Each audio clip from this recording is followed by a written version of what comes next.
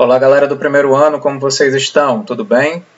Vamos dar prosseguimento ao capítulo 2, Sociologia e a relação entre o indivíduo e a sociedade. Essa questão é super importante para a sociologia e que nunca se resolve, ela sempre fica aberta, a relação indivíduo e sociedade, como se fosse um motor da sociologia. Então eu vou estar aqui baixando a minha câmera, diminuindo um pouquinho para que a gente possa colocar os slides e vocês poderem ter acesso ao material, tá? Então, gente, continuamos com essa imagem da nigeriana, Njideka, né? Ilustrando nossos slides, nossa apresentação. Então, gente, essa relação indivíduo e sociedade, na perspectiva sociológica contemporânea, né, ela tem a ver, está relacionada à nossa experiência social dessa época, né, do nosso tempo, tá? E ela vê o papel e os limites da ação individual, né? Será que esse indivíduo tem essa liberdade toda de pensar suas ações?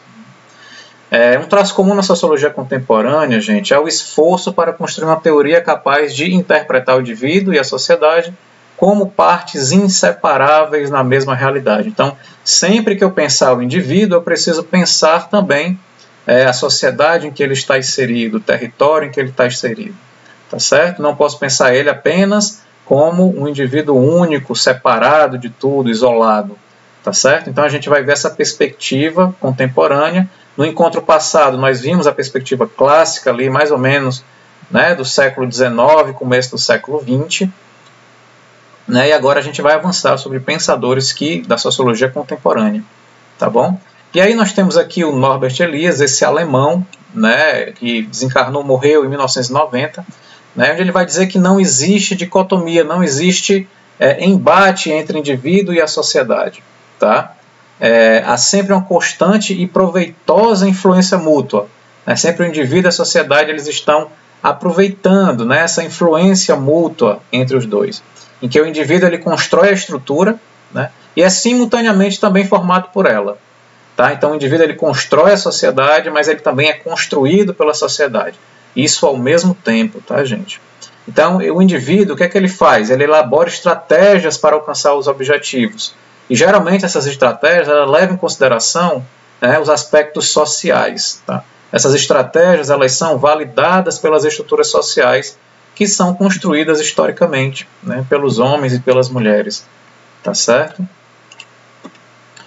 Anthony Giddens é um sociólogo ainda vivo, inglês, né, em que ele vai trazer também essa influência, essa mútua influência, né? Os agentes, os indivíduos, eles são influenciados pelas estruturas em seu cotidiano, ao mesmo tempo que recriam essas estruturas, né? Recriam as bases da sociedade, tá? Mediante um processo de reflexão. Então, toda vez que eu estou diante de uma situação, há uma reflexividade sobre aquela ação, da qual vou levar em consideração vários elementos que estão envolvidos ali, tá? Para pensar a minha ação, que a gente chama de ação individual, mas que ela é também condicionada pelos elementos coletivos e sociais. Tá? Então, a gente sempre reflete sobre a nossa prática, né? O que ele chama, né, esse momento atual de reflexividade, né, de uma modernidade reflexiva. Né? E como consequência dessa modernidade, a gente viveria uma época de incertezas, tá? Devido a essas reflexões, devido aos riscos que nós estaríamos submetidos. Né? Ele vai dizer, gente, ele vai falar inclusive dos riscos de uma epidemia global que a gente está vivenciando hoje.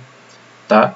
Então, isso ali na década de 80, 70, ele estava dizendo isso, né? Que a nossa vida atual ela é pautada por essas situações de risco, por essas incertezas, né, contemporâneas, que submetem os sujeitos nas sociedades contemporâneas. Né? Como a epidemia global, uma guerra, então a gente está sempre com um certo receio, um certo medo. Tá certo? Os indivíduos. As nossas próprias necessidades hoje, gente, são mais importantes do que os cumprimentos de regras coletivas? Essa é uma questão que eu coloco, né, que a gente pode estar pensando. E o Richard Sennett ele ajuda a gente a pensar nisso. Sociólogo estadunidense, né, ainda vivo, tá, tem uma produção muito interessante, onde ele vai dizer, hoje, né, no nosso contemporâneo, a valorização da ação individual. Então, hoje a gente tem valorizado mais a ação individual do que propriamente a questão coletiva, né? A questão do bem comum, tá certo? Então, essa ação individual, ela está diante das regulações coletivas, né? Percebida como parte de uma construção de uma sociedade de consumo, Tá? Então hoje, né, essa ação individual está muito pautada nessa sociedade do consumo, que traz consequências profundas ao modo como o indivíduo enfrenta as transformações ocorridas nas últimas décadas, né, na contemporaneidade. Então, há um duplo movimento. Tá? O primeiro movimento é de valorizar a sociedade em sua esfera pública, né, e é marcada pela criação de regras coletivas que permitem a convivência entre os indivíduos e grupos de tradições e formações distintas. Então, essa preocupação com a esfera pública. E o outro movimento é a valorização progressiva da esfera pessoal, inclusive, né, mais importante atualmente do que a esfera pública para os indivíduos, né, que aos poucos ele vai substituindo esse domínio da esfera pública, resultando na perda da conexão dos indivíduos com a coletividade. Vocês têm observado isso no cotidiano de vocês, né, uma perspectiva mais individualista, né, menos coletivista, né, menos sociável, com menos interações. Então, o Richard Sennett ele vai tratar isso na contemporaneidade, né? Que a gente está perdendo a conexão dos indivíduos com a coletividade, dificultando que suas ações visem um horizonte comum. Então, é como se a gente não se preocupasse mais tanto com o horizonte comum, né? Com a perspectiva coletiva. Tá? Não sei se vocês concordam com isso. As nossas próprias necessidades, então, hoje, são mais importantes do que o cumprimento das regras coletivas. E aí o livro ele traz o exemplo das regras de trânsito, não é isso? Quando a gente está atrasado, a gente não submete, fura sinal, ultrapassa o limite de velocidade, submetendo as outras pessoas ao risco de acontecer um acidente. Então a gente está mais interessado com as nossas necessidades individuais do que com o coletivo. Essa é uma questão importante do nosso tempo. Aí esse sociólogo carioca chamado José Maurício Domingues, ele vai dizer que toda essa questão ela está presente no espaço da cidade, né? Diz respeito à sociabilidade moderna, essa relação indivíduo-sociedade. Né? Ele tem como pano de fundo essa sociabilidade moderna, que ocorre essencialmente no espaço da cidade. Então a gente vê que o Brasil mesmo se urbanizou muito, né? O mundo ele tem se urbanizado, né? Pelo menos a concentração das pessoas, elas têm se concentrado no ambiente urbano, no ambiente das cidades.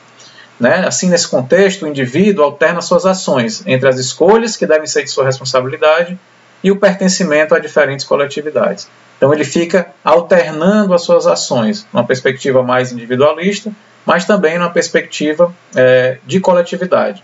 Né? Porque eu sou o professor Diego no âmbito coletivo, não é isso? Mas no âmbito individual eu tenho as minhas crenças, mas o tempo todo eu fico nesse movimento, alternando as ações, enquanto um agente público, professor, enquanto um ser humano que tem as suas questões individuais, tá certo? No ambiente urbano, as interações entre indivíduos e sociedade desenvolvem identidades pessoais, aquilo que eu estava dizendo, e coletivas, construídas em um processo de equilíbrio, né, entre a interpretação da realidade que o indivíduo experimenta e as condições materiais da vida cotidiana. Tá? Então há sempre esse equilíbrio, um equilíbrio tensionado, né, um equilíbrio que está o tempo todo em movimento, e que a gente vai alternando essas ações, numa perspectiva mais individual e numa perspectiva mais coletiva. Tá? Então, gente, esse debate sobre a relação entre indivíduo e sociedade, primeiro ele não se esgota. Né? Algum autor puxa para um lado, outro puxa para o outro, né? Seja os autores clássicos, sejam os contemporâneos que a gente viu aqui agora, evidenciam uma característica central da sociologia, né? Qual seja a percepção de que as experiências pessoais não se limitam às consciências individuais. Então, não posso pensar nossas experiências pessoais somente por meio da minha consciência individual. Né? Ela deve ser interpretada como parte da experiência social. Então, eu tenho que me pensar também na experiência social, porque eu não estou apartado, eu estou em interação com outras pessoas, eu estou em interação com outras instituições, eu estou em interação com outros objetos. Tá? Então, a minha consciência não é só individual, eu não sou sozinho, eu estou meio que emaranhado com outras coisas e com outras pessoas. Tá certo? Então, fica aí essa reflexão para a gente da sociologia contemporânea sobre indivíduo e sociedade. Tá? E aí, trago aqui o Wright Mills com a ideia de imaginação sociológica. Né? A gente precisa desenvolver essa imaginação sociológica. O Wright Mills é um sociólogo estadunidense, já falecido. Tá? Ele denominou essa característica social como imaginação sociológica. Ele vai solicitar que os sociólogos e as sociólogas elas desenvolvam essa imaginação sociológica, né? Pensar o indivíduo também por meio de seus contextos sociais.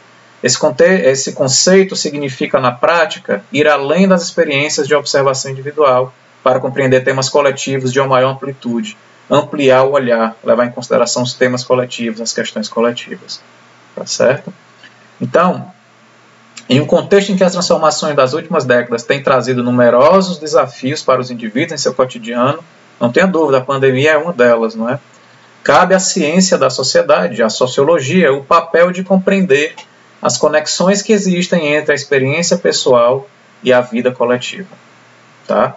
Então, todas as vezes que vocês acham que tem um desejo individual, esse desejo ele está também dentro da vida coletiva de vocês, né, das condições objetivas e concretas da vida cotidiana de vocês. Tá? Ele não vem só da sua cabeça, aqui do nada, mas ela também é composta por esses elementos sociais. Tá certo?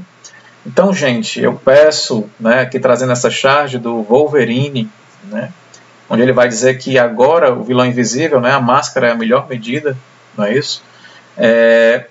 Não, as garras de adamantium dele não é suficiente para lidar com esse vírus.